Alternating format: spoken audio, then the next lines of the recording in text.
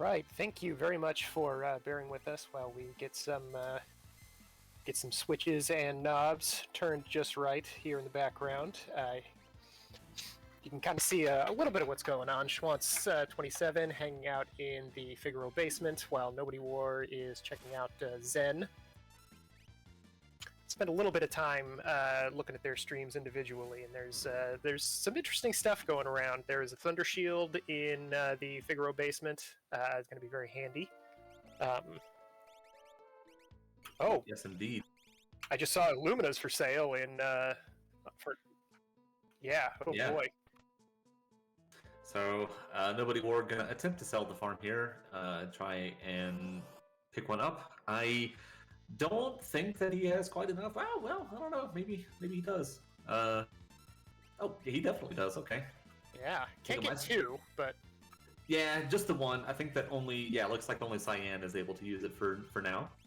Oh, that's almost a bummer. I mean, Illuminas are great, but he's the guy with Magitech. Yeah. And his magic power, I think, is actually pretty respectable. So a little bit of a bummer there. We'll see if that winds up being the case long term. We'll see if he picks up anybody else that can use that Illumina. Maybe he'll pivot off of the Illumina Cyan strategy and onto like Illumina Celeste, Illumina Terra, whoever. Yeah, any of the people who are guaranteed to be able to get it. Yeah, exactly. So it looks like Schwantz headed to the collapsing house to take a look at all the chests in there. That is another thing that you can do with Y remove, is you can get rid of that poor mom standing in front of there looking for her kid. Just, knock her out of the way and go into her house and take all of her stuff. Yeah. Worth noting that you cannot actually complete that side quest, or excuse me, that check. Wow. But you can get all the goodies in there. I guess checks are kind of side quests. Yeah. Depending on if you get what you want out of them. Yeah. So yeah, Nobody War also picking up a fixed dice at some point and showing off the short command system that you can choose in the config menu. I don't see that a whole lot. That's pretty interesting. Yeah, in theory, short would be a fair bit of time save if you can master it. But I know personally, I don't know what it is. I can't get used to it. Yeah, I think my muscle memory's locked in pretty good, and putting memory on helps with that too. It definitely does. Oh, here comes Slide out of that landworm, and that is going to be a party wipe for Nobody War. That's very, very unfortunate. So we'll see. We'll see where last he saved. I think he did right outside of Narsh there. Oof. Oh dear. Oh no. That is always rough. That is 10 minutes off for Nobody War. Yep. Yeah, he's got to be feeling bad about that one. Yeah. It's not ever great that you want to see it, but Nobody War picking himself up off the ground, going to keep charging forward. Doesn't necessarily mean, that's not a guaranteed loss or anything like that. He has a better idea of what items are where, so, can save a little bit of time trying to collect himself back together. Yeah. He just has to play a little bit riskier, I think, than he would otherwise like to. Oop. Okay, well, as we say that, yeah, unfortunately, he is going to take the forfeit there. Yeah, that's a little rough. That is a shame. Honestly, can't blame him for that either, really. Yeah. So, Knuckly Kong is heading into World of Ruin Narsh as well, keeping his Moogle Charm on for the time being. Sees that Curse Shield. I believe the number this seed was 12. So, not a terribly attractive option if you want to decurse it.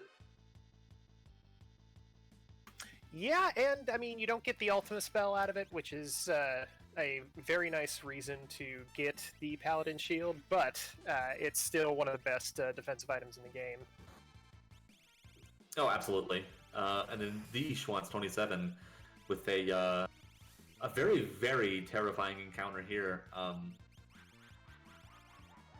Yeah, that sky base is a very, very rude boy. Yeah, I got lots of weird moves. I think it's mostly lore that he throws at you, but there's blaster. That's two All of them. right, double miss blast. Yeah, he'll. I think he counters a lot of things with just double blaster. Boy. But the what is that? Iron Hitman. Those guys don't really do a whole lot. So you get the sky base down, everything should be fine. So yeah, there he goes. Just has to deal with the discords here. Yeah, that's kind of a funny prospect to have to deal with that when you're at like level, I think 6 or something at this point. It's not as big of a loss as might otherwise be. Yeah. And I believe this will give some pretty respectable EXP, so... yeah, it's pretty late. It's later in the game, so that's what you want to find when you're running into grind fights. You want to find either a really easy fight early on that you can just slice through with one move, or something from later on in the game that doesn't have a ton of magic spells, because those tend to scale a lot harder when you're at low levels. Absolutely. And it looks like they dropped a bunch of sword breakers as well, which that's not a very remarkable weapon, but it does sell for a fair bit. So a nice bit of supercharged gil there for these 27. Knuckly sees some level 30 magics as the fixed encounters in what was that? Dome of Siege. Mm-hmm. So I'm gonna opt out of that for now. Gonna get his levels. Looks like he's going into Figaro Cave. Gonna hang out by the pool. It's nice water. It tastes kind of like turtles, but you know. Who doesn't like turtles? Yeah, Edgar had a pet turtle once. I think I've heard that before. I thought that was Gerard's. Sorry, yeah, that was Gerard. Yeah. Yeah, Gerard. Keep kayfabe up there. Totally different guy. Knuckly Kong running into Chimera and Cephaler. Not a terrible fight, but it can be a little bit obnoxious. It can take you some time if you don't have the stuff to do it. But and then Socklerik, I think, is going to wipe the party, which is a little... Oh, okay. Just Cyan there. I think there is a Minerva floating around, too. Oh, geez, I never got that. Well... Alright, so Schwann's looks like he is going to do Dome of Dream as his first check. I don't hate this. This unlocks all of the sword techs for Setzer. A lot of the physical-based ones don't really come online until much later, but Sword Tech 6 is really, really good, and Sword Tech 8 is probably the best source of instant death in the whole game, so gonna get a nice advantage here over Knuckly Kong. Yeah, I think it's tied with Raiden as the for accuracy for instant death. Hey, guys, we're gonna switch to the 2-player head-to-head screen here. So bear with me. I'm gonna do that now. I just need to get them recropped with the switch. So we're gonna start with Knuckly because we like Knuckly. All right, so you may notice your screen being all kinds of warped. This is just a result of us going into the dream. Everything's going to look a little bit wonky, so bear with us while we try to get things sorted out. Pretty soon we will wake up. There is a little bit of dream logic going on here, but thankfully that means you can't be hurt. It's just a dream. It's just a dream. Yeah, like Fitz said, do not adjust your television set. Absolutely don't do that. You don't really have to that much anymore. Oh, so Knuckly found ice shields. It looks like, is it from this encounter? Yes, looks like it. Force armor and ice shields. That's huge. That's really good news for if, for example, you wanted to save up a bunch of money to buy 1 million Illuminas. Or if you... Sorry. Alright. Or just crack them, like just get off the Illumina train and just grind. Yeah. Throw them on Delta Bugs. That's great. I mean, why not? You've got Yeah. you've got a few of them. Oh, okay, I thought they dropped from the Delta bugs, because that would have been fantastic if you got, like, using an ice shield on Delta bugs and ending up ice shield, like, net positive out of it would be fantastic. Oh, that'd be amazing, yeah. Schwantz dispatching the Guardian there at Doma Dream 1, picks up the Ramu Esper for his efforts. Yeah, great job. Early on in the seed, Guardian can be a scary guy to run into, but Schwantz juiced his party up just enough to be able to get by him with not too terribly much trouble. Did he crack a Thunder Shield there? Oh, maybe. That's my guess. That's like, because that's really the only way to get rid of him that quickly. Guardian's a thick boy. He's got a lot of HP, so... Yeah, I guess Bolt Beam isn't really going to do the trick that quickly. Probably not. Knucklecog also found, like, a Force Armor? Oh, yeah, those were being dropped also by the same things that were dropping... The same encounter, at least, that dropped the Ice Shields. What? Oh, my goodness, okay. Yeah, this is a good spot. I understand why he's hanging out here so much. Yeah, no kidding. That can be a pretty good strategy, especially with these, if, you know, like I'm very used to Ultros League, for example, so I've had a lot of success in these seeds, just spending a little bit of extra time in the beginning, getting my party's levels up, making sure that I've got enough tools to go through stuff pretty quickly. So I like this move from Knuckly Kong, just get the curse, got the curse off the shield, there you go. Ended up with a bunch of ice shields and force armors and all sorts of good stuff. Yeah, so defensively, he's more or less set up for the rest of the game. Absolutely, force armors are a pretty good piece of armor to put in that slot. Yeah, I mean, definitely not the best, but if I have somebody with a force armor, I'm happy. It's better than leather armor. It is. Or nothing. Having the access to the elemental resistances can be really handy. That tends to be the thing that trips up different players. Yeah. At least early on.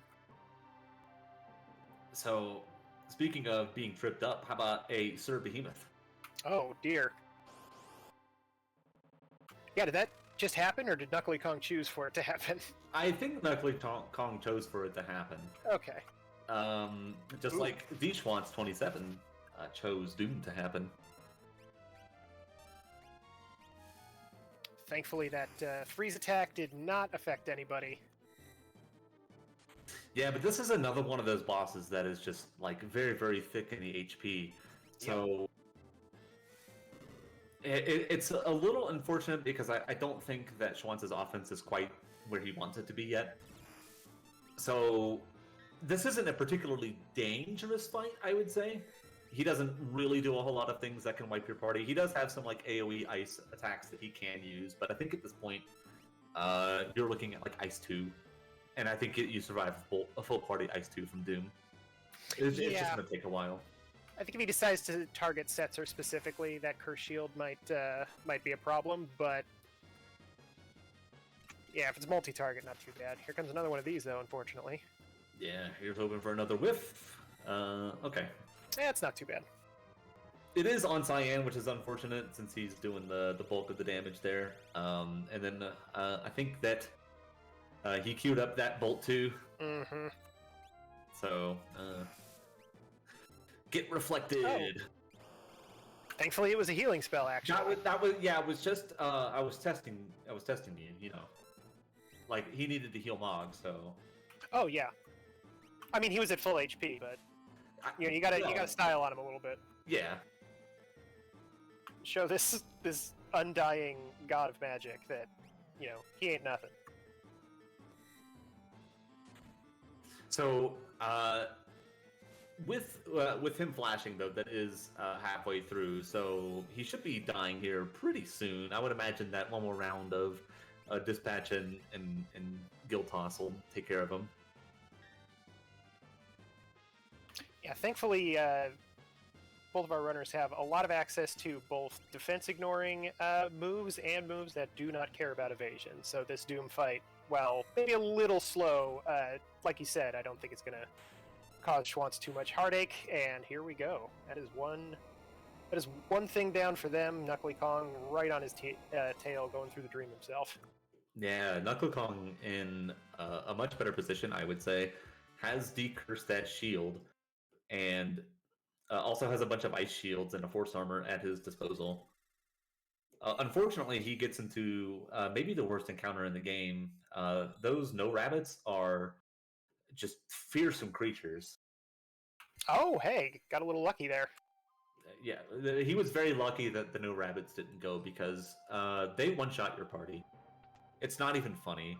It's a little funny. It's pretty funny. It's also not true, but They one-shot them in the other direction. Yeah. Make you feel good, you know. You gotta sit, it's like a coffee break. You know, you gotta sit and chill for a minute, but you're gonna come out of it, you're gonna be right. Oh yeah, 100%. So triple Esper there, out of Dome of Dream. Strength +2 on that Ragnarok, not too bad. Tritalk's a little good stat on him, but Whirlwind is... I just don't want anybody in my party to know Whirlwind, honestly. I don't want them to get confused or something. Oh, I'm sorry, I didn't realize that Schwantz had also decursed the thing, that's why the peace ring, so... Okay, makes a lot of sense. Knuckly, it looks like, is going to take the same tactic. Got that Paladin shield and decided, hey, I got a much better use for this Thunder Shield than just putting it in somebody's hand like a chump. Yeah, notably here is that Magno's Bolt 2. Oh yes, done and done. So, yep, that'll take care of that. And Schwantz is just going to go ahead right into Magitech Factory and going to go pick up his tech missile for Cyan. Now, what I have heard is that there is a magic power Esper in this seed somewhere. I didn't get it. I'm assuming it's going to be here somewhere. Oh, did you not go through the facility? Oh, I screwed this seed up. Oh, You no. have no idea. Oh, that's exciting. So, yeah, it's very exciting. We'll see exactly what happens here. But I'm expecting to get whooped.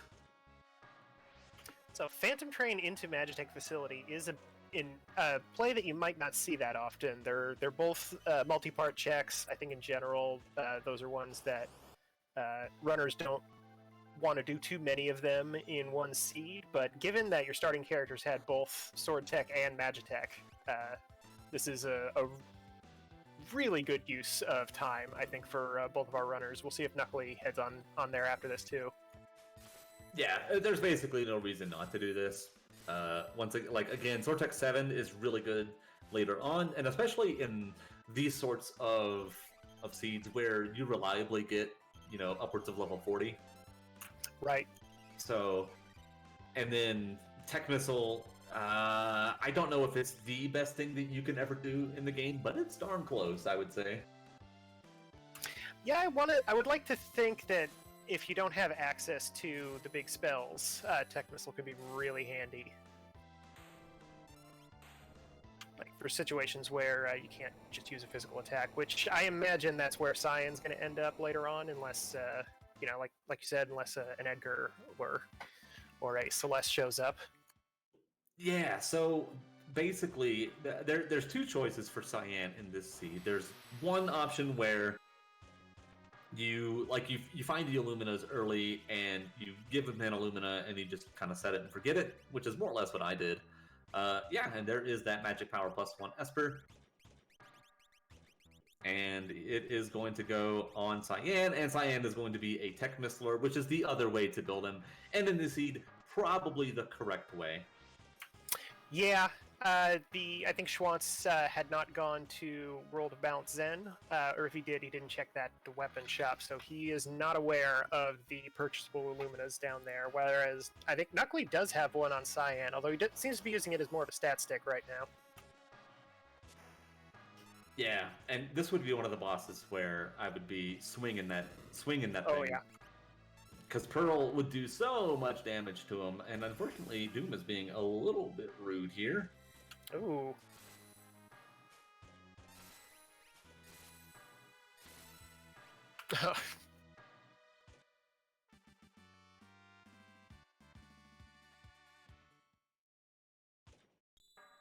So yeah, please weigh in that they poll in the chat right now about who will find their fourth character first.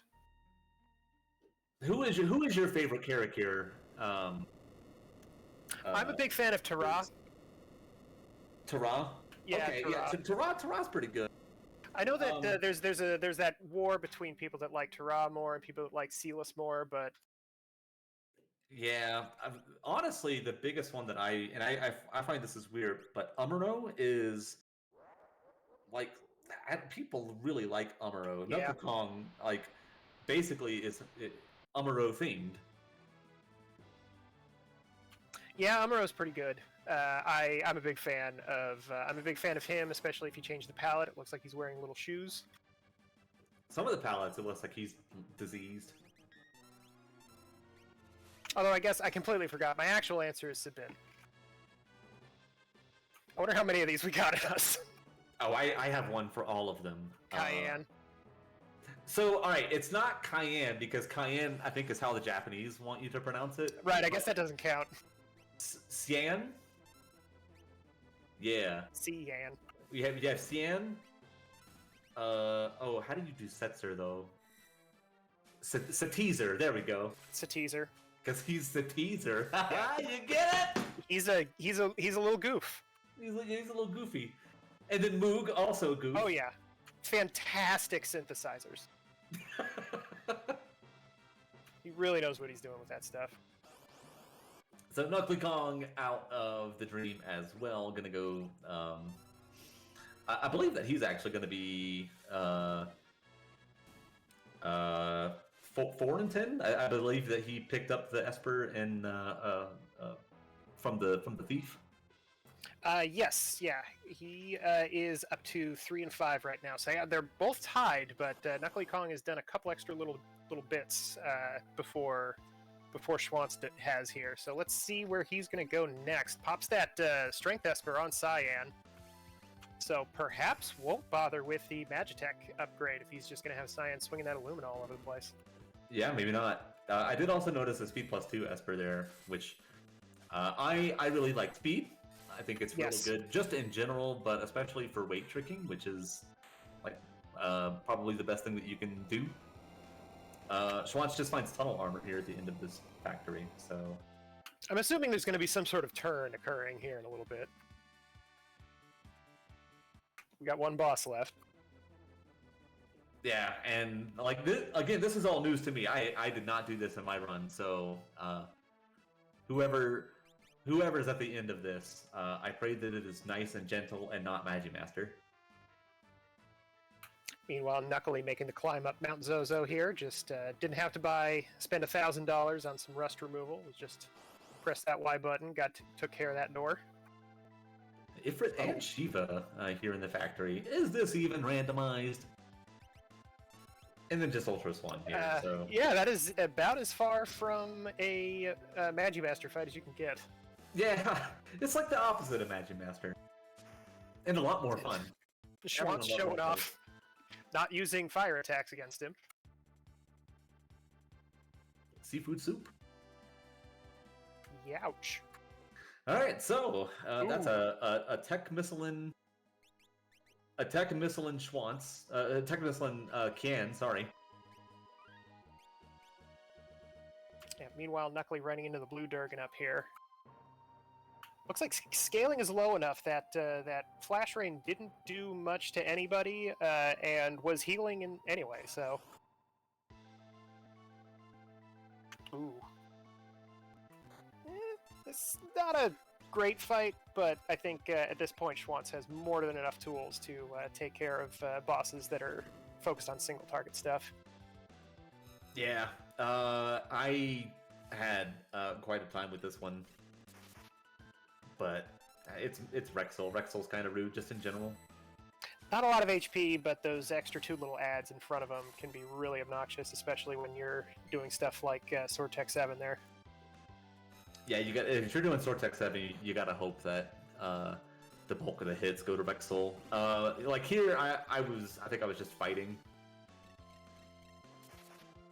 Yeah, and Schwantz seems to go the same way. But he should be dead here momentarily. This tech missile spam is just gonna take him out. Oh yeah, I doubt he even has 10k HP at this point. And there he goes. Yeah.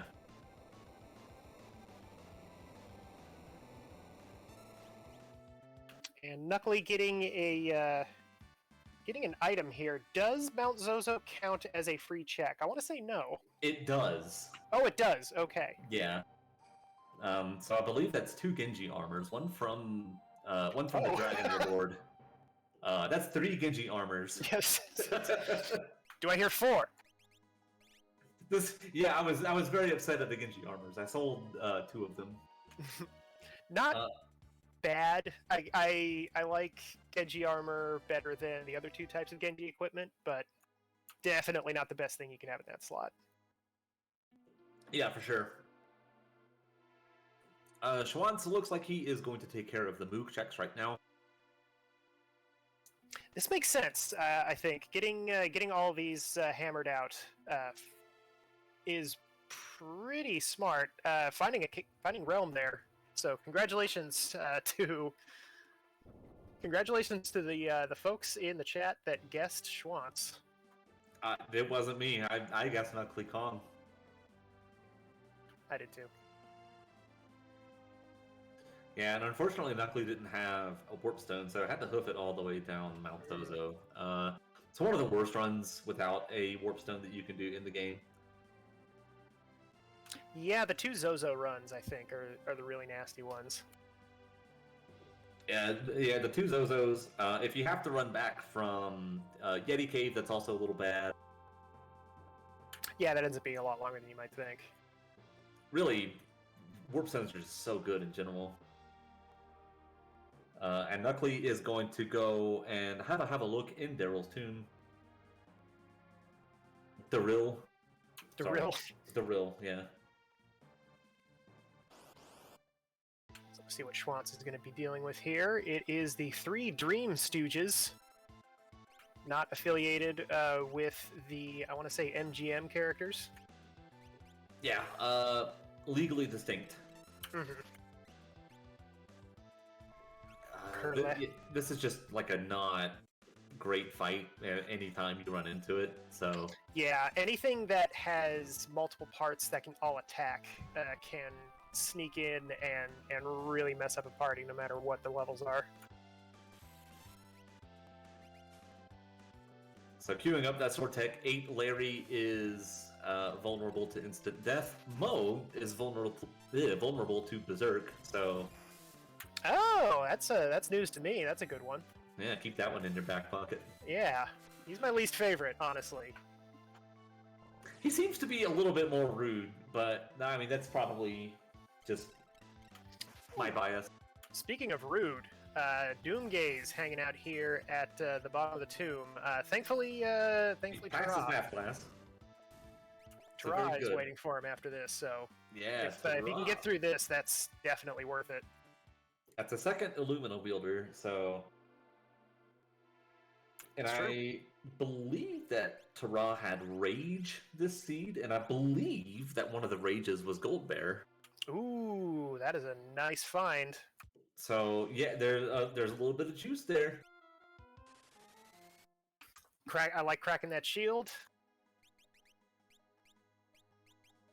Yeah, I like this. You throw everything you've got at this guy. Tara is going to be a huge asset to this team. 100%. And there goes the Doomgaze. Yeah, one of the fights you really don't want to see basically ever. But Knuckly getting through that no problem, cracking that flame shield, absolutely the right play. And Tara, my favorite girl. Hurrah for Tara. That's what I always say. I've never said that in my life, but I might start saying it now. I like that. All right, Schwantz taking a trip up a different mountain, finding no character at Esper Mountain and deciding against it. Yeah, and did not do the Narsh climb, so didn't do Lone Wolf or Kefka Narsh. That is true. That's an interesting move. It looks like heading straight to Jador to check the other realm check. Really wanting that fifth character, I think. Just doing their best to scour the most likely candidates for more checks. I think that's probably what's on Schwantz's mind right now, is getting some more characters in that have a wider array of options. Knuckly Kong finding Terra, that's going to give Knuckly a bunch of new places to go, but Schwantz only finding Realm means that he's got 2 options before he has to start dipping back into his beginning roster. Yeah. Did Knuckly Kong do Lone Wolf earlier in the seed? It doesn't look like he did. We see Celeste poking her head out in the Yeti cave, so if we find Yeti, we do know that we have another character waiting in the wings. Always nice to see that, so you know exactly what you're going to be. If you wind up in a situation where you need one more character and one more Esper, it means that World of Ruin Narsh is, without a doubt, your best bet. 100%. We see a choo-choo train, we cleave the choo-choo train. Chop that train in half. It's Metal Gear Rising Revengeance. 1,000-fold katana. Ooh, meanwhile, the Schwantz running into a rough fight, but got the pincer attack. Hopefully be able to pull it out, because this is a big gob of experience points. Oh yeah, I think that his offense is at the point now where he's going to have absolutely no issues getting through any of this. Ooh, that was a lot of damage out of Bioblast. Not too bad. Yeah, that magic power on Cyan really coming in handy there. And Knuckly Kong seeing the shadow. And apparently did do the... Oh, good job. So, yeah, this is quite a bit of divergence here. Schwantz, right now, isn't incentivized to go back and take a look at Narsh. Yeah, Knuckly had that added benefit of doing the Terra check on the way up as well, so maybe Schwantz might head back there if Schwantz runs into Terra, but we will see. It looks like they're going to be dealing with this Gao here at the end of Jador. Who knew that Gao was such an artiste? I bet it's one of those like color splash paintings that make a lot of sense to some people, but I just can't quite put it together. Maybe Gao actually just really is a great artist still. Is that Realm swinging a Ragnarok in the front row? You love to see it. Yeah. Amazing, no notes. I love it. Anytime a character it has access to a goofy final weapon, it's always fantastic. Realm swinging a big sword. Anybody jumping, really. Yeah.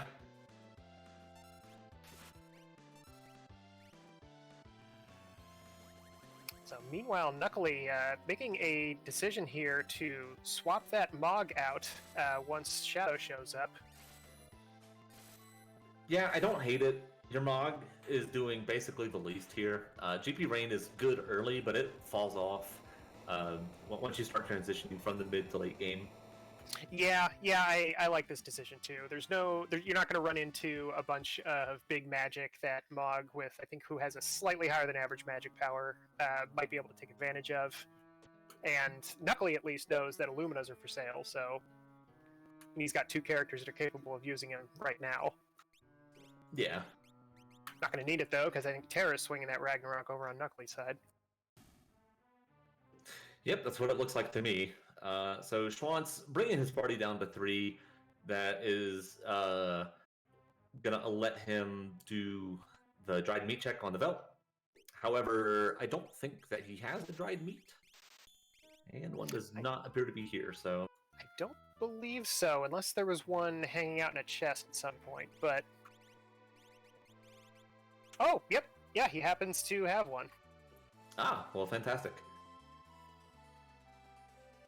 So Yeah. We'll see if he does the trench here.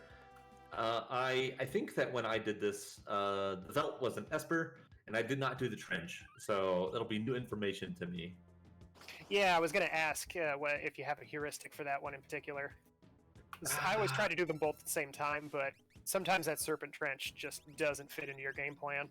I think that if your Schwann's here, you're very tempted to do it. It's a pretty long check. It's not the worst thing in the world. It's 4 fixed encounters. I guess you can make it 3 if you really want to, but most people are going to do 4.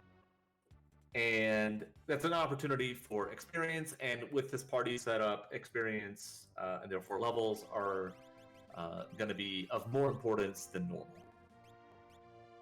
So, yeah, I think he jams it here. Yeah, I don't hate that idea. Lots of regular attack, lots of power in the attack command on both of our players' sides here. So, plus Schwantz is rolling with the super nasty tech missile. Everyone loves the tech missile. Yeah, so after this, Schwantz basically has a choice where he either goes and wraps up the mock checks, or he goes and does Daryl's Tomb and picks up that Terra and starts doing Terra checks. So Knuckly here does find the Realm. So yeah, that puts Knuckly in a very interesting position. Lots more options available to them. They'll be able to pick an option that might be a little bit more conducive to time saving than Schwantz has access here. Like, Knuckly might run into that Gao after this, but then that'd be character number 7, so less likely to less likely to do the Serpent Trench here. Yeah, exactly.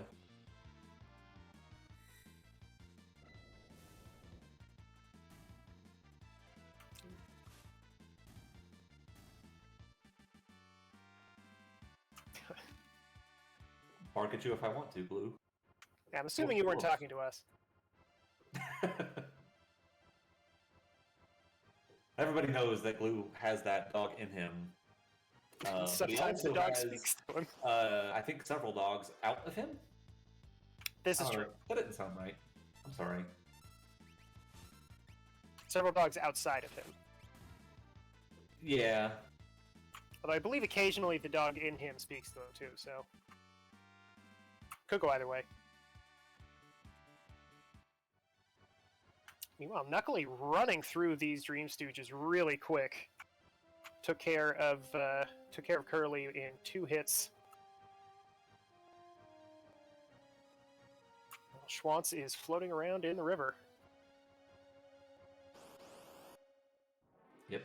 Coming up on his 3rd encounter out of 4. Finds even more deadly rabbits.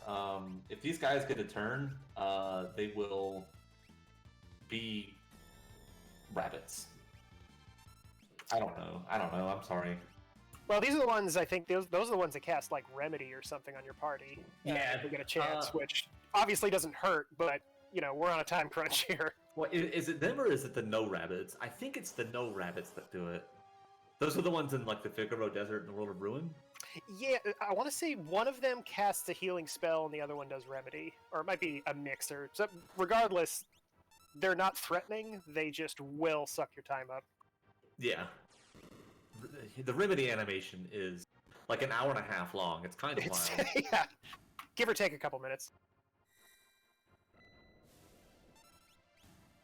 Alright, so nothing terribly threatening in the trench, which is a little unfortunate because the threatening stuff is typically where the experience is, so it doesn't get a whole lot out of that, but does make it through. Let's see what is at the end of it.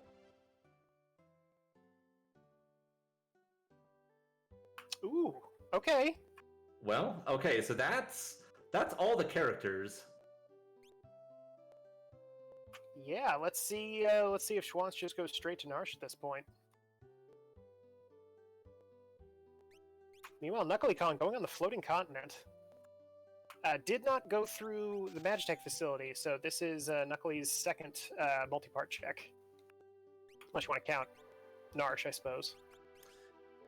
Yeah. So in no free lunch seeds like this one, I would say that the value of doing this is a little bit lower than it otherwise would be. Normally, 2 out of the 3 checks here are guaranteed to be progression, but in no free progression seeds, well, anything that's not free also is very, very likely to be progression, so it loses some of that value. That being said, I believe that this is triple Esper, and so Knuckly is going to be in a really, really good spot here. Yeah, it'll end up putting them 2 away, 1 character and 1 Esper. Which is a good place to be. It's really nice to be really close to getting that Kefka unlock, but not being in a position where you're looking for one or the other. A question in chat is, how do they have Curse Shield without lock? And the answer is they wide removed into the Narsh weapon shop in the World of Ruin. Yes, weird little programming quirk of Final Fantasy VI. Every single door is an NPC. It's just an NPC that is programmed to open when you press up against it. Yep. So Schwantz took a look in Narsh, saw the Celeste, and said, yep, I'm going to go do this now. So reset out, and here we go. So this is going to be his 7th character. Probably going to pick up the Esper. No, he is going to pick up the Esper from Tritalk as well. So yeah, that'll put Schwantz at 7 characters, 8 Espers, also 2 away. Maybe gonna get to that point a little bit faster than Knuckly Kong. We'll see how well Knuckly can breeze through these bosses. Yeah, this is one of those checks that I didn't do in my run. There was a quite a bit of divergence here, but finds Poltergeist. That's hey, buddy. Not ideal.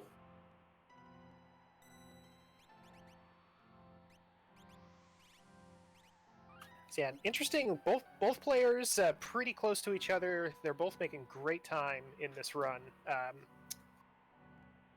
We'll be able to see where their strategies take them next here, probably within the next 5 minutes or so.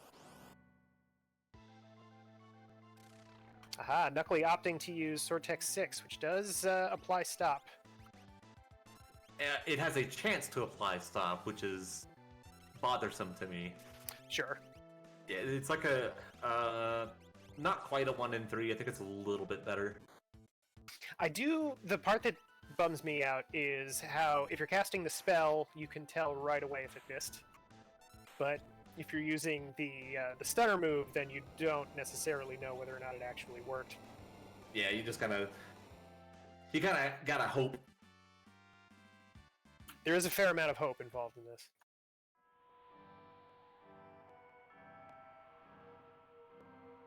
Not seeing any rage moves coming out of Knuckly Kong. We'll see if that changes in the future, but perhaps just didn't look at the list. You know, found Terra. I have an endgame. I have an endgame weapon. Yeah. I don't really need to think about this too much. Which is a little bit of a shame. There is a Gold Bear Rage that he has access to, which does work with Illumina and all of its associated procs.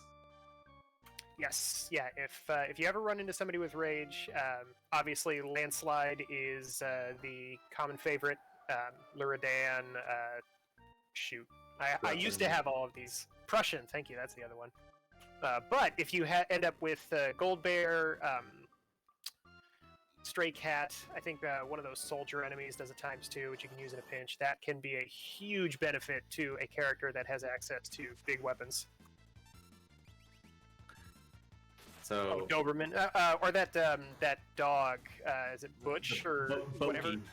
Bogey, an Oogie Boog, I think is Oogie Boog, yeah. Okay. Thank you, Ted Woolsey, for that one too. Yeah, it's a technical term. Schwantz finds the Piranha encounter, and this is maybe my least favorite encounter ever. Oh yeah, yeah, easily. Because it's always I get like the 55-second one, and it just makes me feel bad. Yep. So yeah, the piranha fight in the original, I don't know how it worked in the original, if it was time-based or if it was just you have to, kill 10 of these fish or whatever. But in Worlds Collide, it is set to a random amount of time. I want to say it's between 8 and 55 seconds, something like that. Yeah, something like that. And it will be the same for all runners, thankfully. So if you're running into a nasty piranha fight, you know that your opponents may also be running into the same one. But it's a huge time sink, pretty much no matter what. Oh, from the chat, it's a set time in vanilla. Thank you very much. Yeah. So it is timing based. Yeah, in the speed run, I think they wait for an audio cue to basically signal, like, okay, enough time has passed. Oh, that's clever. Those speedrunners, they're awfully clever. Those guys. So Those it looks like a wacky cool speedrunners. Celeste. Now, so this is kind of a weird spot for Schwantz because he's already done Magitech facility, right?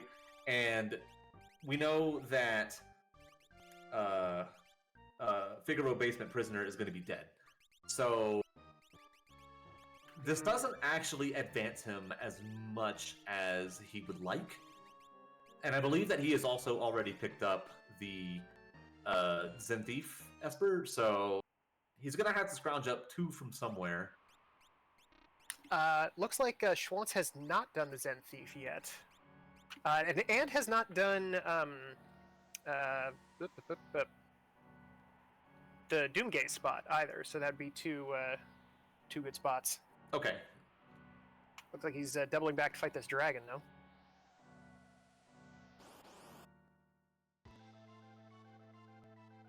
It's an interesting call. I wonder why he didn't go for it the first time. I guess maybe he wanted the levels on Celeste and not Bog. Something I can think of. Oh, that makes sense. So yeah, Schwantz, by the way, I believe I noticed Realm had a Valiant Knife in her hand, so... Where the heck did he pick that up? Not sure, but... something that's I think that might be my favorite weapon in this game. Now that I've been playing this for long enough, every time I find a Valiant Knife and somebody can equip it, I'm just, beautiful. It's a good one. So Knuckly Kong finishing up the floating continent here. Gonna get yeeted off the side here. There we go.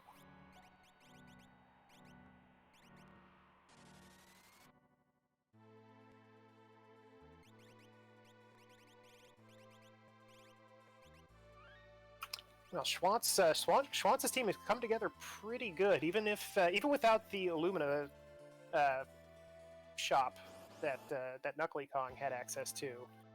Oh, really yeah. put together a strong team here. Yeah, he's gonna have no issues, I don't think, going through the tower. That being said, the tower is a little rude this go-round. I love all the knowing grunts from the 2 Falcon players that have done this. I'm just, It's pretty bad. It's pretty bad. That being said, again, like you said, the offense is pretty good. So they are prepared for it, but also good luck. Yeah, might have to take a little reset to rethink a party or shuffle a Paladin shield around or something like that. But yeah. But yeah, with the Valiant Knife and the Tech Missile, I believe Schwantz has access to defense ignoring attacks, or will have access to defense ignoring attacks for all 3 parties. Oh, that's right. So he didn't do this check, and this is going to be an Esper as well, if I'm not mistaken. So yeah, very cool. Another good call. This is a pretty fast check, especially if you have access to warp stones. And then Knuckly, at the end of Floating Continent, finds Hide On and the Hide Knights, the worst punk band in existence. Just wretched. Drummer just doesn't know what he's doing. Cannot keep the time. Nope. Oh, ooh, boy! The Kung Fu Claw with the fire skiing queued up. I think that they're okay because they've got a bunch of elemental protection, but And of course, Shadow is able to block a lot of physical attacks, so he is going to be a bit of a pain to get him out of this mode. Just a bit. I am not seeing the fire skiing come out. There it is. There it is, there it is. Okay, yeah, didn't do a whole lot, so Yeah, not too big a deal. no worries. And Meanwhile, that's Schwantz knockdown just- for Schwantz. Yeah, just obliterating that bird. All right, so about 57 minutes in, and that is Schwantz's unlock.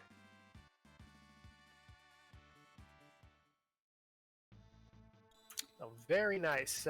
This probably is just going to be a jump right into the tower, I think. We'll see if Schwantz wants to take a dragon fight before he goes in there, but my guess would be just going to jump in there. Schwantz tends to be pretty good about not worrying too much about over-leveling and over juicing his party, Yeah. but we'll see. Mid-30s, I think, is good enough. It is a little low given the scaling, but I think that he'll be okay. Yeah, for the most part, it looks like lots of 38s. Maybe I think Celeste might be at 36. Oh! Interesting. Okay, so loading up the right-hand party, is he going to clear up the middle, then warp out, and then do the wings? Could be. This is another way to shore up some levels if you're feeling just slightly under. Yeah. Is this is this one of those like? Yeah, Glue made a little noise when he started doing this too, so I'm looking forward to seeing how this is going to backfire. Well, so obviously this is going to be good, right? It's going to let him get through all of the encounters just fine. The thing is that he doesn't have skip. In order to get skip in this seed, you need to do the Phantom Train, and you need Sabin in order to do that. We don't have him, so he's going to have to warp out at some point and then reclimb the tower. Yeah. So it's just time loss. But it is also time loss if you go and do fights that you can't win. So this is a hedge against that. Yeah. Especially when you see something like Inferno at the Inferno spot. And Yeah, to follow up against the noises I'm making in the background, he's in the tower way faster than the people who are in first, second, and third place for. So that's Oh yeah. Oh, interesting. so he may be giving that time back. Yeah. This is good news for me. I like this, but also this is he probably should have just sent it. I think he would have been fine. He's got a ton of defense. He's got a ton of offense.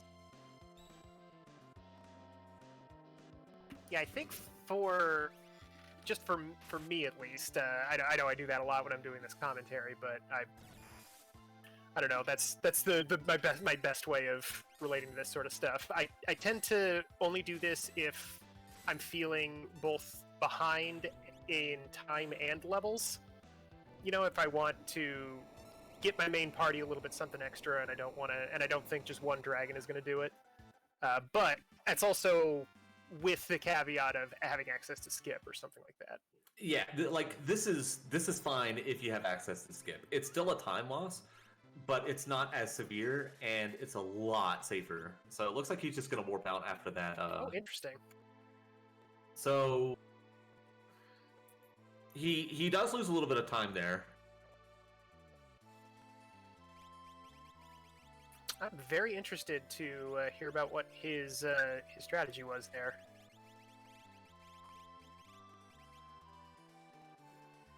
Yeah, so back in the tower, after about an hour.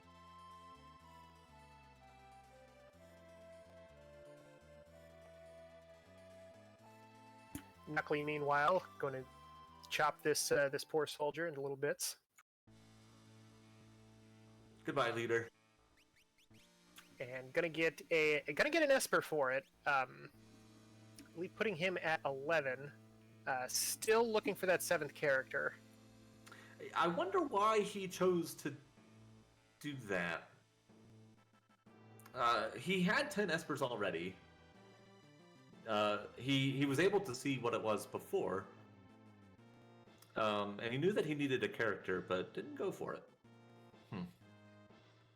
Yeah, it's curiosity. Unfortunately, going to be heading up Mount Zozo. We know what's up there. Yeah, I wonder if he doesn't know about the no free progression. Oh, okay, he's doing a Terra check. Okay. Clever. So this check is not free progression. So it will probably be something, but whether it's a character or an Esper, I'm not sure. And the other slight benefit to this one is with Y remove on, Knuckly can just get rid of that boss and not have to worry about it. Skate right on through. Yep. I would be tempted to kill it anyway, just for the experience, but yeah. There's definitely a good argument to why remove it. I think Knuckly's levels are approaching, if not at 40, so that might be something that might encourage him to why remove that boss. All right, easy money and easy Esper. Unfortunate. Fenrir, though. Fenrir, so not bad. Oh, but please tell me you've got a warp stone. Please tell me you have the warp spell. There is an Esper that has warp on it. It's Fenrir. No, there's another one that has warp. Okay. No way. He's spoofing it. Oh, jeez. Well, we're gonna see that cool crane animation. Ah, goodness. Really unfortunate, but them's are the breaks sometimes. You're right about that. Schwantz, meanwhile, coming up to the statue bosses here in another minute or so. And yeah, they're still rough. They're bad. So we've seen a lot of the big burly bosses. There is one notable absence at this point. Yeah.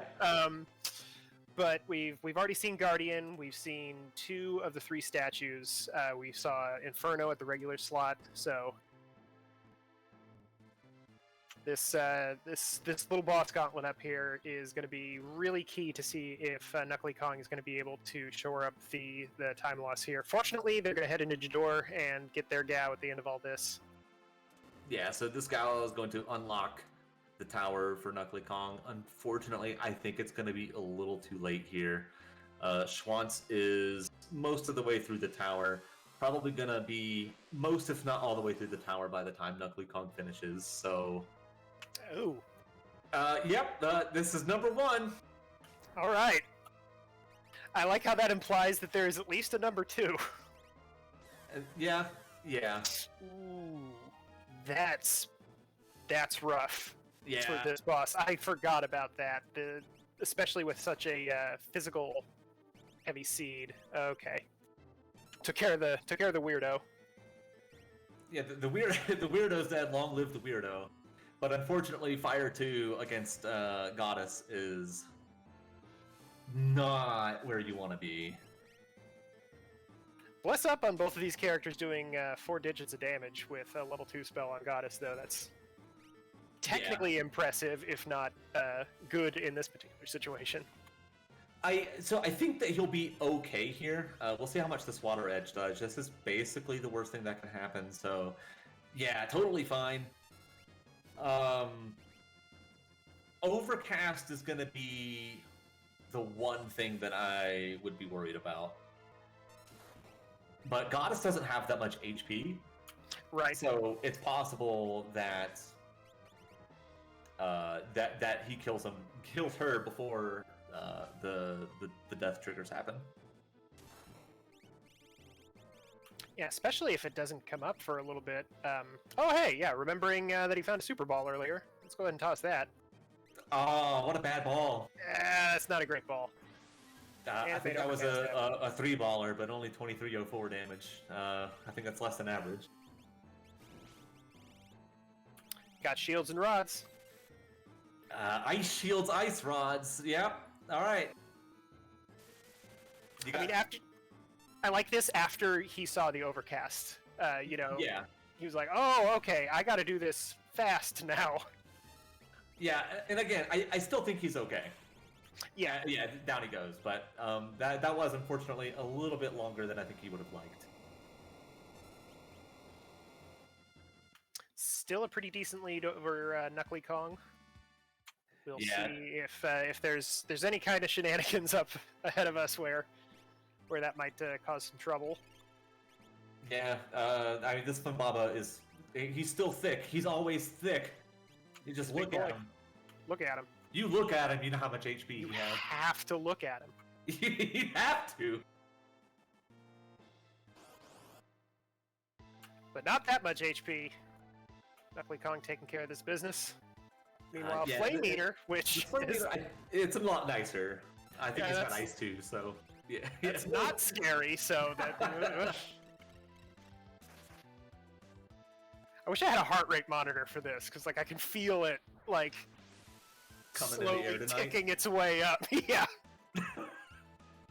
I can feel my heart rate coming in the air tonight. Oh lord. Alright, so Knuckly Kong gets his unlock about 107.40 something there.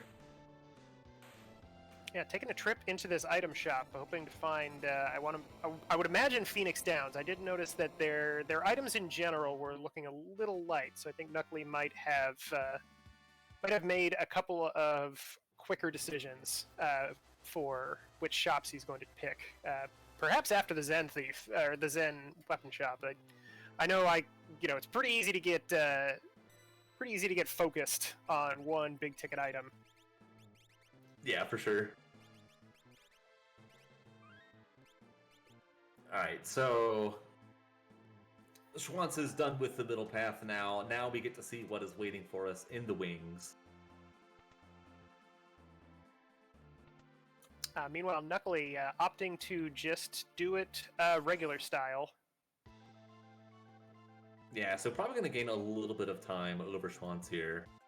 Just because he's not going to have to run back into the tower, but again, like, Schwantz is basically half the tower ahead of him here. And jumping is very, very risky there.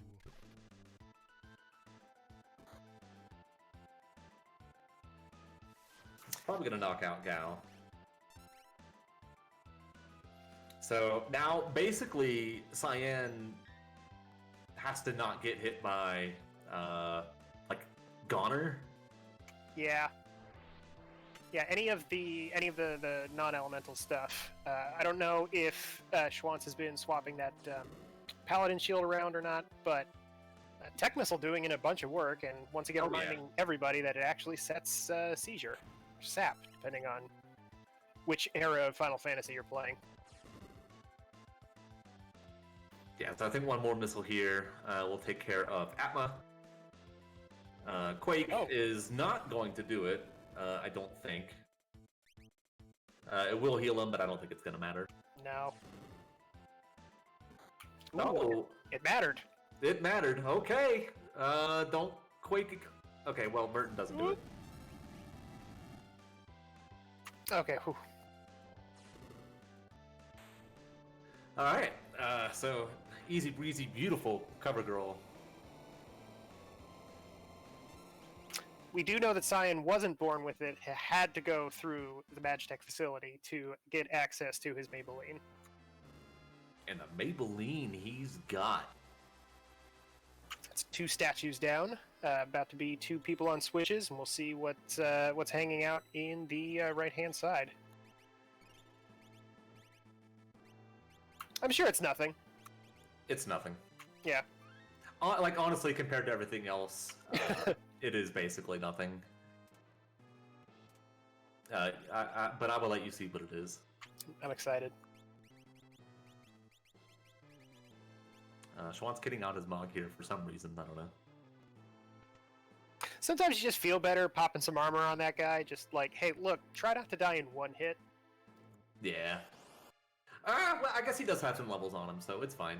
Hey, look, there's Oh, that weapon. It's the other one. Yeah. So yeah, 3 bosses that are not... Like, Goddess is definitely spicy. Atma can cause a lot of trouble if you don't have your team set up just so. Atma weapon, though, is probably the nicest thing that you could find once that music starts up. I would agree with that. He knows a lot of spells, but he doesn't have a lot of magic power, so he can't really take advantage of that. And he's got a surprising amount of HP. I think that's that's right.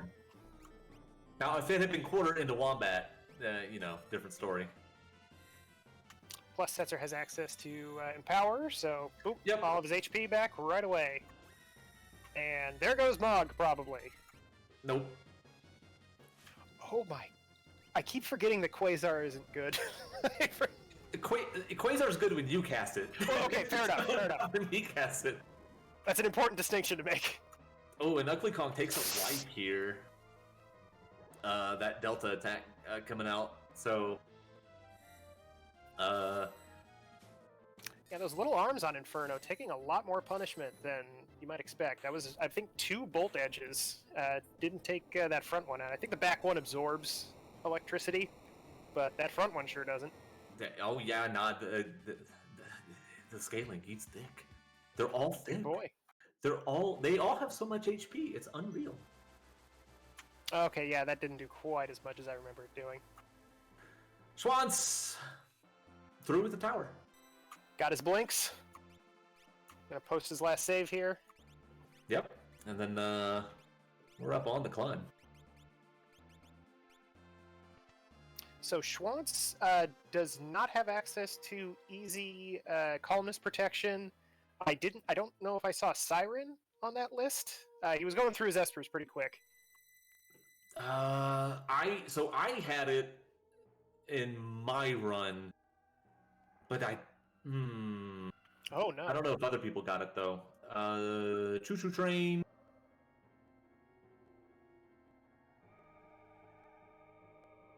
Oof.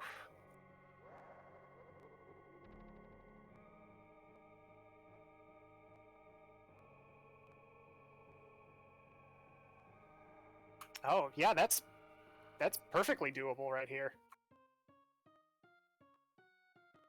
I mean, I'm just looking at the clock, man. Yeah, the time to beat here for the viewers at home is 1:23:48. I don't know if y'all heard Drinks Glue there.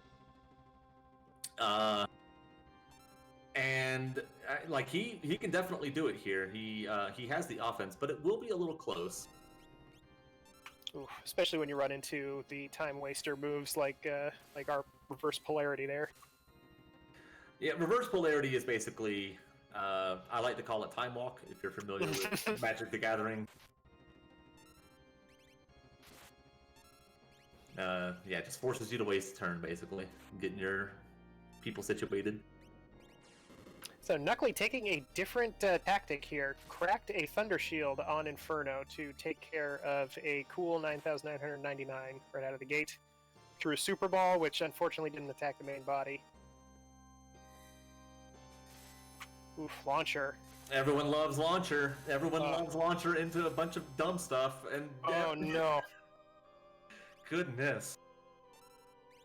And this is nothing, like, it's not even, it's not even a factor of, oh, Knuckly Kong is making some bad decisions. Like, this is just rough.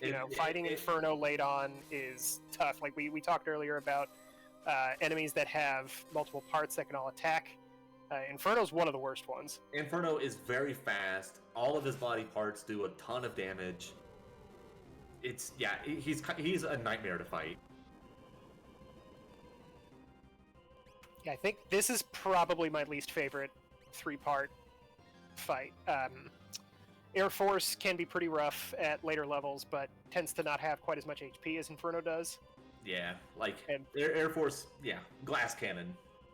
And meanwhile, while we were gabbing, Schwantz just creamed Tier 1, moving right on up to Tier 2 here. This is, I think, where if this is going to go sour for him, I think this is where it's going to happen. So he really wants to take these parts out as fast as he can. Yeah. Starting with an imp on your Magitech user, probably not ideal. Plenty of Did cherries. pick up the siren, so Okay. is gonna avoid a ton of like wasted time from magic.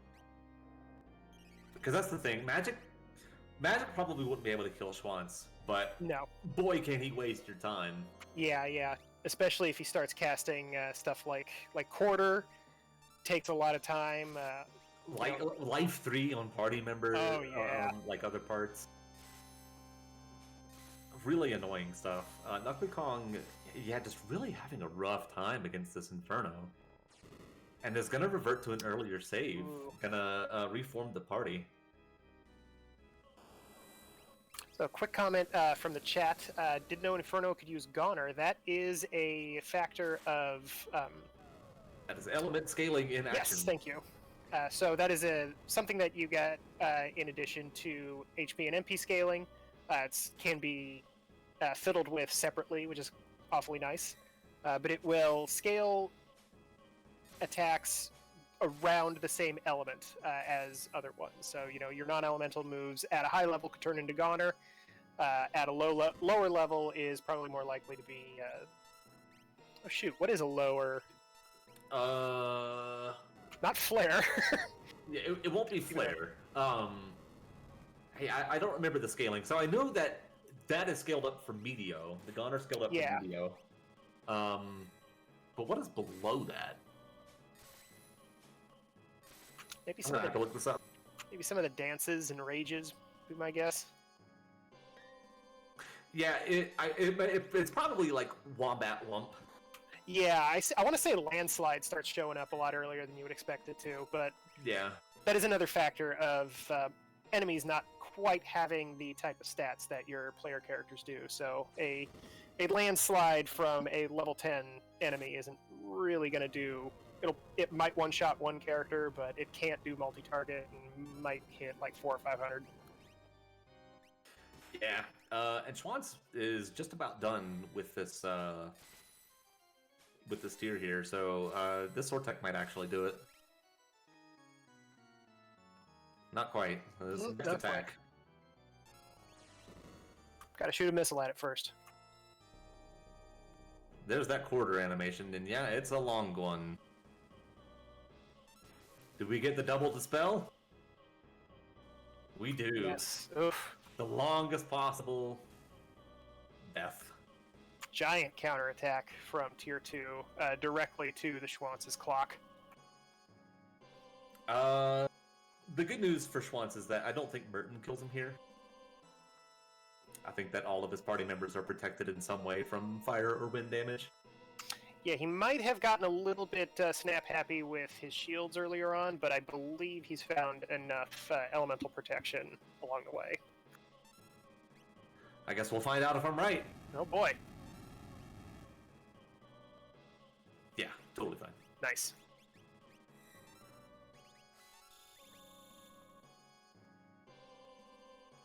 Alright, Knuckly Kong back into the arena.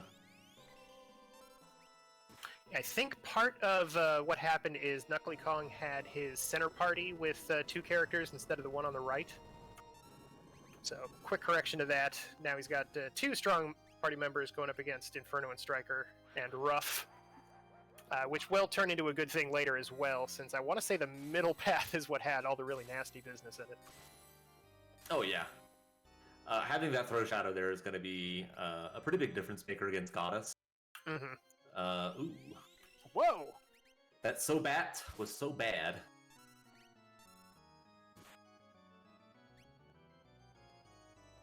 Man, Inferno pulling all sorts of weird stuff out.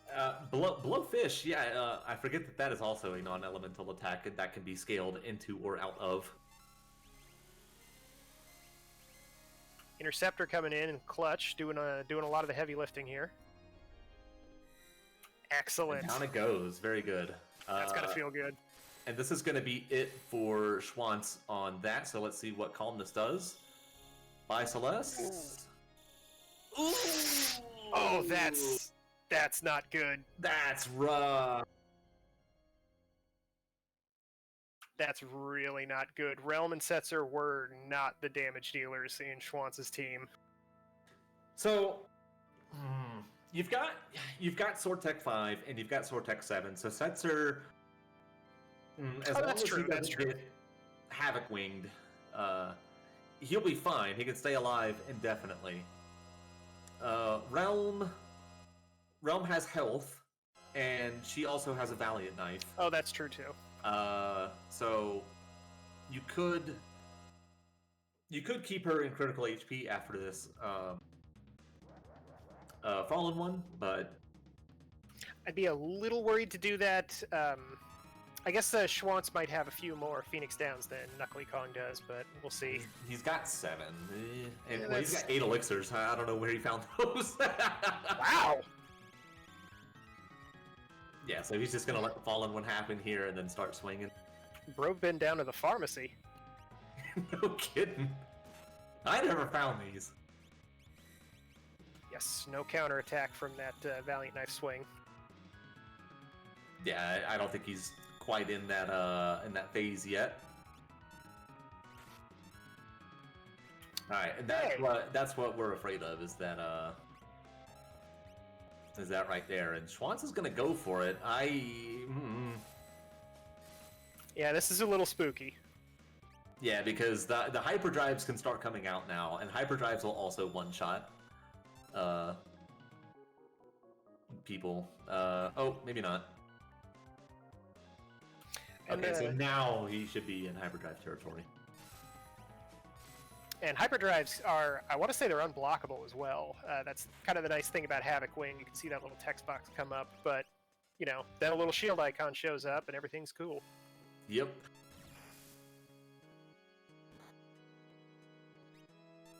Doing an attack with Mog. Now that is a little bold for me. Yeah, well, he really just wants to get this fight down. He's close. He's close to killing him.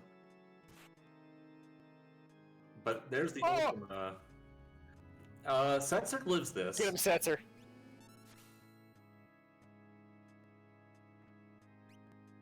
This is it. This is his last move. Well, so I think that this is going to kill him. Yeah, he's doing over. Unless he has like a very specific HP amount, but I think this is going to be the crack pow. Yes, it is. Okay, all right. Whew. Okay, so does not beat Drinks Glue, the #1 racer, but does beat me, the #2 racer, bumping me down to #3. Very nicely done, Schwantz. GG's to Schwantz. Yeah, let's see if we can't get him in here for an interview.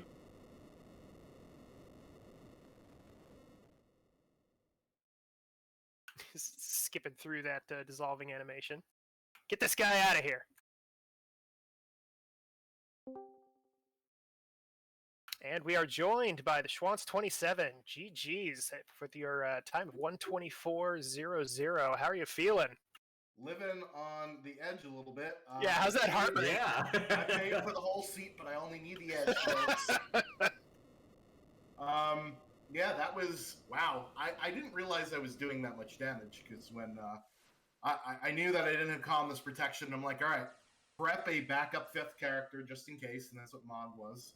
And I wanted to play around with the Fallen One mechanic, because I knew that Realm had the Valiant Knife. And I knew Setzer had Sword Tech 5 and could basically heal himself.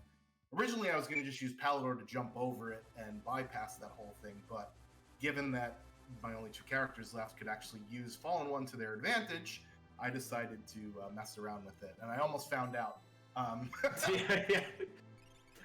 Because that was my question. Like, how was there any kind of calculation between, like, because you were just jamming attacks, knowing full well that at any point he could decide to like hyperdrive or as you saw the Ultima, but Right. like did you just look at Setzer's HP and we're like, yeah, he can survive the Ultima?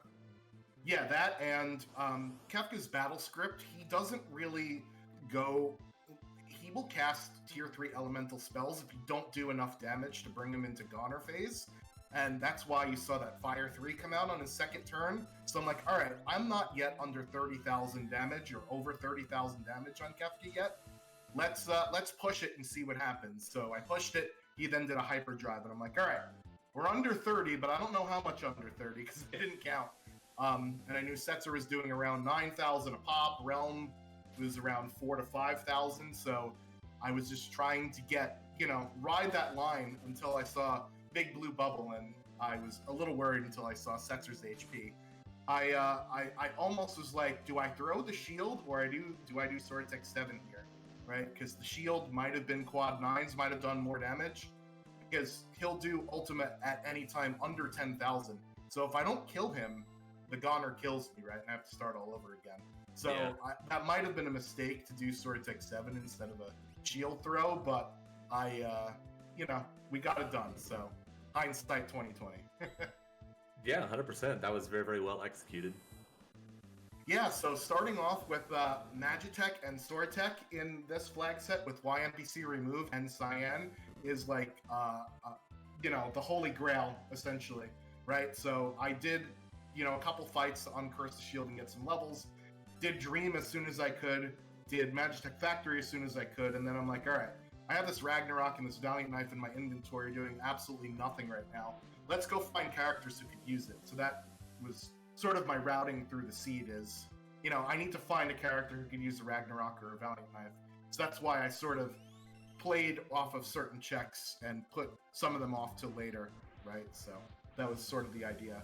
And with YMPC removed, you can go very much out of logic, and I didn't really want to do that because I knew I needed a character that had my stuff. So I could have gone to Edgar's checks, but there's no guarantee that there's a character down there because they're not logically in the seed yet, right? So Right.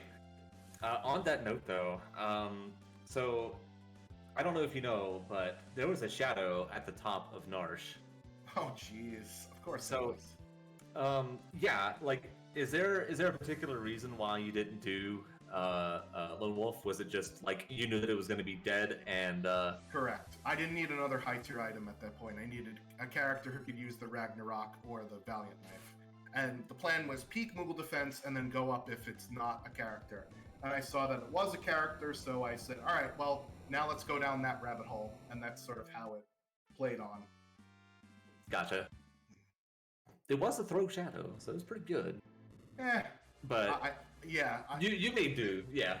Right. So the thing is, Throw Shadow might have been in place of Realm, but Realm had like this 60 magic power, right? So even with tier 2 spells are still hitting pretty hard at that point. And the magic power plus Esper on Cyan, and then the strength plus Esper on Setzer, I knew that those characters were definitely in my party. So I just, like I said, I needed a Ragnarok user, and Celeste came through at the very end there.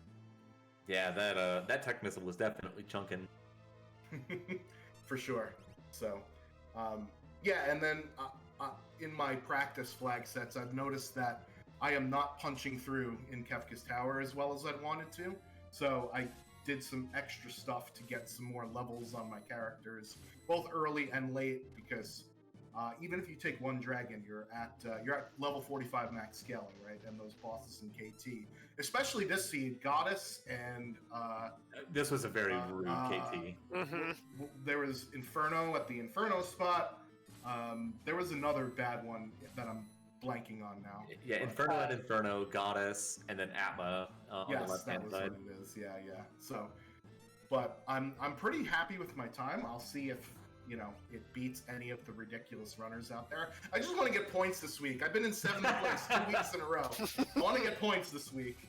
I think that you will be pleasantly surprised. Yes. All right, sweet. Definitely is Final Five, by the way. Nice. Yeah, so I knew that Knuckly Kong, usually when we race on stream, he usually beats me, so I'm glad to finally get one from him this time. Yeah. So, Broke the curse. there it is. Curse undone. It's a little unfortunate because Knuckly had some really bad times with Inferno. He had to warp out and reset his party, so... Yeah. All the more reason I patted myself on the back when I was like, oh yeah, this fight could be very rough with just 2 characters. So I was originally going to take that boss and the dragon, but he gave so much XP I didn't need the next dragon. So Okay, yeah, that answered my main question. I was curious about some of your routing choices. Not necessarily that they were bad, but just like a lot of them were stuff that they were bad. They were terrible. They were Oh no, they weren't. I thought that they were very very clever. Like you mentioned it earlier, but that the sort of the holy grail of having the 2 upgradable move sets right out of the gate. Is there a particular thing that you try to avoid? Like, do you like doing a lot of multi-part checks? Do you like? I don't like Magitech 3, but when you have when you get the upgrade, that's sort of par for the course.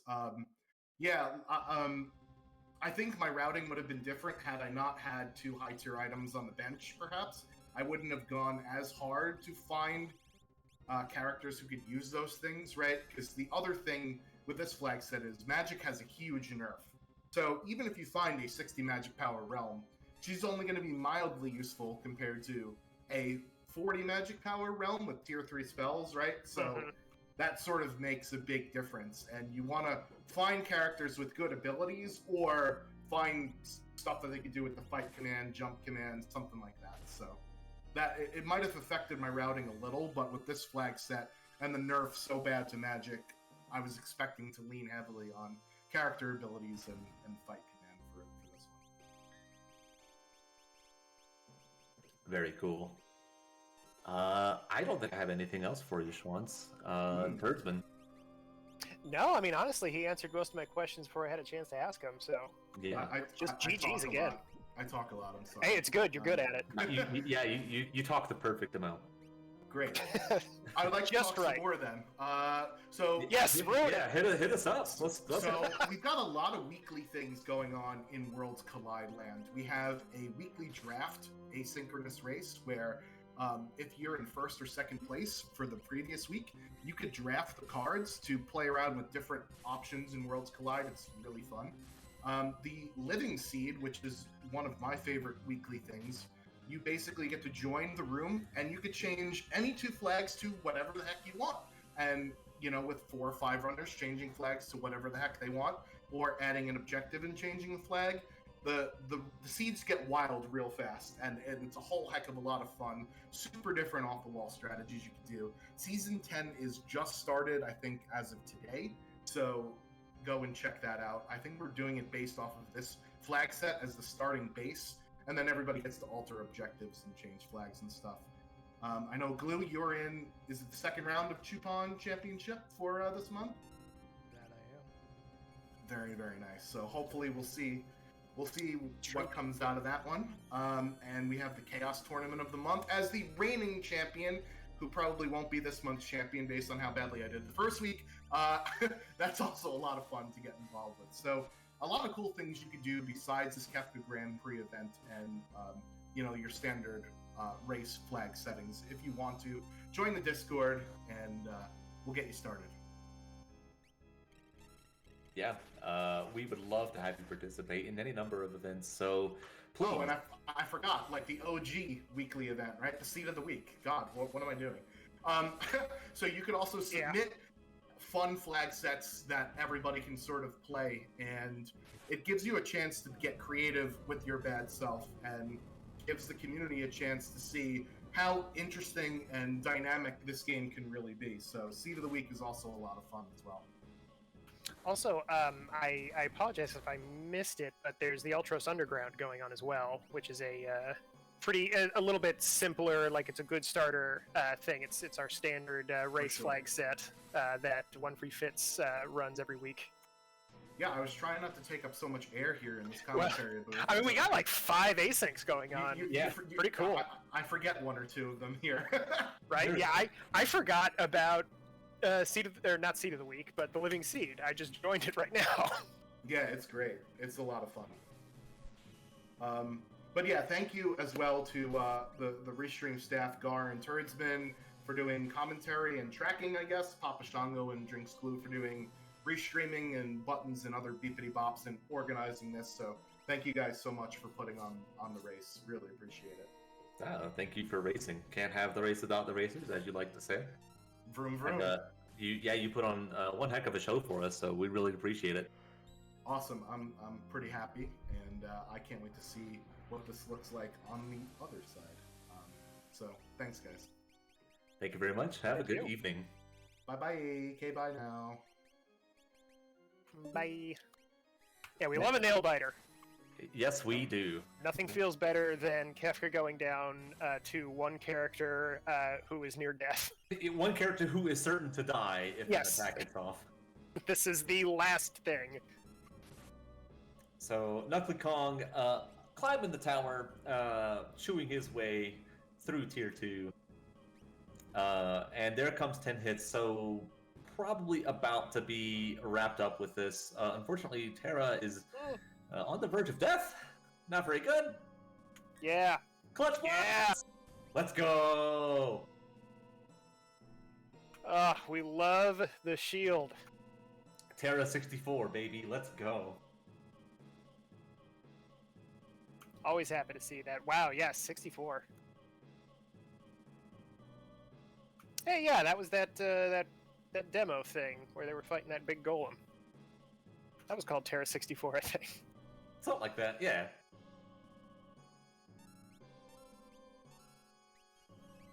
So we'll see what their opener is here. I know Knuckly Kong has also had pretty high access to elemental resistance, so I don't think Merton would have taken her out just there, but got some healing off before anything untoward happened. Yeah, so gotta knock out the girl here. Unfortunately, that's gonna bring her back up to full health. And the Whirly Wind is going to whirlwind their HP down to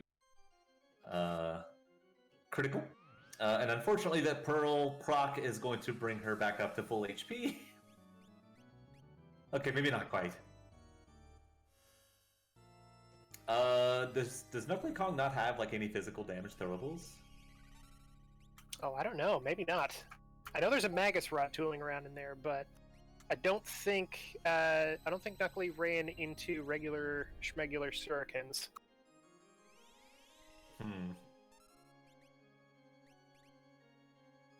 Sword Tech though, that'll take care of business. Yeah.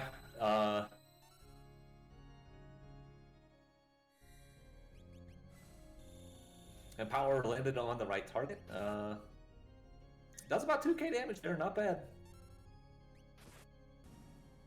Alright, down. Oh, there we go. That is, I guess, a really good strategy if you're running with an Illumina user. Figure out how much damage it does, and then as long as you get her down to below that amount, then the Pearl proc won't come out. Yeah, Knuckly Kong does have Fenrir, so does have real calmness protection. I don't know what he has as far as healing items go.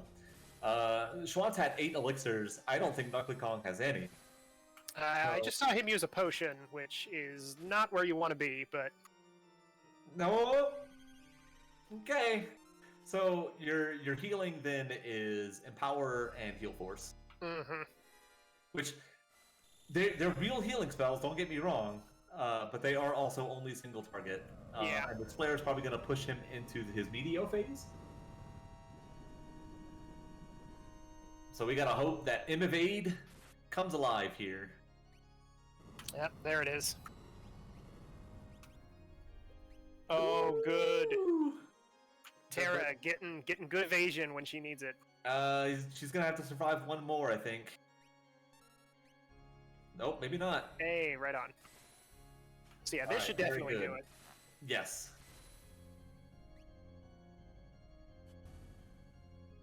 Very, very lucky play. Single calmness. So yeah, Knuckly Kong moving on to the final fight. Taking down the Mad Clown. Why are you frowning? Damn it. I'm just not very down. Not down with the clown? Not since he got that crown. It's just like, what do you think you're throwing around? I always think he's coming in for a high five too. Whenever I see that sprite, just kind of slowly like reverse Poochie in from the top. Down low. Too slow. You monster! Starting off with a cracked shield, very nice. And a proc from that Illumina. Cyan was doing 7,000 damage with just the regular hit. That is nice. Couldn't quite get past the Fallen one hit, but... Yeah, so this is actually a little spooky. So now we're in the counter-attack phase. Here's the Empower. It's going to juice Setzer back up. So basically, we just have to not get hyperdrive. Jesus, couldn't think of that. All right, well, So here comes the money. So it looks like Knuckly Kong has decided to just go for it. Not a bad strategy, honestly, considering how much damage he's doing.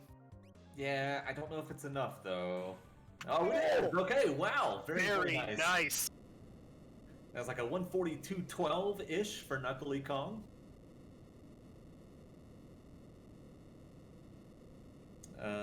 Excellent job by Knuckly Kong there.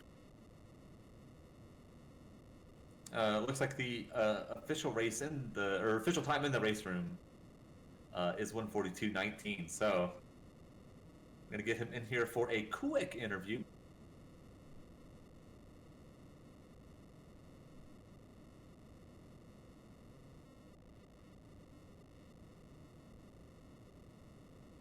If he's not able Perhaps. to join, I'll interview pretending to be Knuckly Kong just for you guys. Oh, never mind. Oh, hey. hey. Congratulations, GG's. I lost so much time on Inferno. I was gonna ask, like, that was my number one question. Was like how bad was the tilt? Like, I feel like the seed wasn't bad, and I was making good time, and then I didn't know how many times to try to beat Inferno before I just give up and reform my parties. Yeah, that can be tough. Like the sunk cost fallacy is one of the big bugbears of this randomizer for sure. Yeah, it's a very powerful phenomenon. But for what it's worth, I think that I think that you did probably better than I would have. Like, I'm very stubborn. I would have just kept running my head up into it and just go completely tilted. And I never expected Inferno to have Goner. Yeah, that one is scaled up from his Meteo ability. So Yeah, much less Blowfish, honestly, coming in at later on. But seeing a start with Magitech and Sword Tech and Cyan, I knew I wanted to get Sword Tech online early. And then I don't know what's going on with the enemy loot, but I farmed ice shields in South Figaro Cave. Yeah, that was incredible. It was it's one of the flags that you can set in Worlds Collide is enemies drop like random pieces of loot. I did not realize that this flag set had that on, so that was a pleasant surprise. And then all the pieces of Merton protection in the first place I looted. Like, there was all 3 elemental shields and a Minerva all in South Figaro. Gotta love it, right? So in that vein, I wanted to ask you about the Illuminas that you found in the shop super early on. How much did that affect your routing? Like, did that make you, once you saw that Cyan could equip those, did you just decide, hey, I don't need no stinking Magitech facility? Even with Y remove, I tend to avoid breaking logic too much. And this seed, honestly, it didn't cross my mind. Like, I found where Celeste was, so I was just hoping to find Yeti. But now that you mention it, it would have been smarter probably to do Magitech instead of Floating Continent. I don't know what the rewards from Magitech were. But You get Tech Missile for your Cyan. right. Also 3 Espers. And Triple Esper, yeah. So rewards would have been the same, but I would have had more abilities on Cyan. But I think he was the only one until I found Terra that could equip the Illumina. Mm-hmm. So I just had him with the Strength +2 Esper. I never considered changing the Esper for him. And then Terra came online, and she was just swinging the rag for a lot of damage, even without the additional relics. So I knew I had those two, and then Setzer having Sword Tech made that lane solved, and I thought Shadow could handle it on his own with Throw, but I was wrong. But overall, it was a fun seed, and I'm glad to be taking part in this event. Yeah, thanks for agreeing to be on the restream. Absolutely. And each week, I seem to be improving a little bit more, so I just need to squeeze in a little bit more practice time for the new flag sets that I haven't played. You are going to get there pretty quickly, I would assume. Then personally, going up against everybody in the Falcon division, there's some heavy hitters there, so... Yep, I feel like I'm a little out of my class here, but I use it as motivation to push myself to get better at the game. Awesome. Yeah, that's good. I am a a coward. So I have been hanging out in the Blackjack League. Big ups to you for jumping into Falcon. I'd be way too worried about that. I'll go into Falcon if I really need some MP. Maybe it's more I'm a glutton for punishment. Glutton for improvement. Exactly. Ooh. I like that. So how is Oh, I did not even see that nobody wore forfeit. Yeah. Oh, goodness, he that had was so unfortunate. So I think it was like 10 minutes into the seed, he encountered a landworm in World of Ruin Narsh, and the landworm killed him, and he had not saved at all. And, like, as a little bit of salt on the wound, he ran into the landworm inside the door to the beginner's house. So, like, it was Yeah. it was on the tile that you do the screen transition in, or right before it, I guess. But, oof. Just very, very unfortunate. Ouch. Yep, I haven't even looked too close at the flag set. Is no free progression on in this flag set? Yes. That is correct. And I learned that Mount Zozo counts as free progression. And Sure see, does. I thought it didn't because you have to pay to get into it. Yeah. It's somewhat inconsistent as far as how that's applied. For example, Phoenix Cave is not considered a free check. Yeah, that rolls out. I was going to suggest that the dragon presence kind of juices it up a little bit, but Phoenix Cave has one of those too. Yeah, but Phoenix Cave takes a lot longer. That's true. Than Zozo does. So Unless you go in like I did without warp stones, and then it's almost equal. yeah, that was unfortunate too, having to climb down from Zozo.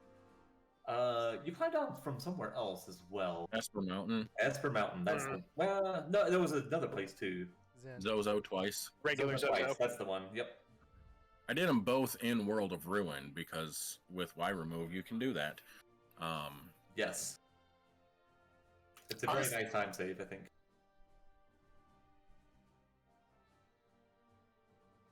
But a little bit of a fun fact: if you don't have Terra, you can still break into her check, but can't get a reward from it. Yep. Correct. So I guess if you really want those 2 chests back there, but I did that earlier today, and I was like, well, guess it doesn't apply here like it does with Weapon Shop and breaking into Magitech and Edgar's checks. But it was fun, and I look forward to doing more. Right on. Well, thank you very much for racing for us tonight. Oh, not a problem. Have you guys plugged the Moogle Cup yet? I actually think we skipped that one. Well, we plugged every other one but that. Wow. one. There's another one. There's so many. Get in on this, y'all. So Yeah, if Moogle you Cup are- is a wonderful tool if you would like to learn how to play the randomizer. You get paired up with a mentor, and you run a flag set very similar to Ultros League and kind of get the feel for it before jumping into the main season runs. So signups are available in our Discord. Yes, and please do sign up if you are new. This can be kind of a beefy randomizer to get into if you have little to no knowledge of the vanilla game, but that's why the mentor program exists. We have a bunch of knowledgeable people here, and we would love to help you out. So come and join the fun. All right. Yep. On that note, I am going to sign off and thank you to the Restream team, because without you, we could not do this. And well, without you, we couldn't do this. So thanks once again for being on the restream, and GG's again on the race. Thank you. You guys have a wonderful night. You too. Have a good evening. And with that, that is going to conclude our broadcast tonight. I do want to thank everyone very, very much for tuning in. I hope you all had a great time. Glue, Turdsman, what you got for us? I just want to take the extra second, bring up ff6worldscollide.com if you want to go and roll your own seeds. We got links to Wiki there, we got a Discord, all sorts of good information. And come hang out on the Discord with us. We all love chatting about this. We talked about the Moogle Cup earlier. That works really well in this community because we all just can't shut up about the hilarious spaghetti code that makes up the beautiful, beautiful Final Fantasy VI. So yeah, please come on, check us out. Big thank you to all for watching. Thank you to the runners and my friend here, Gar, in the booth. Hey. My other friend, Drinks Glue, in the other booth. Hello.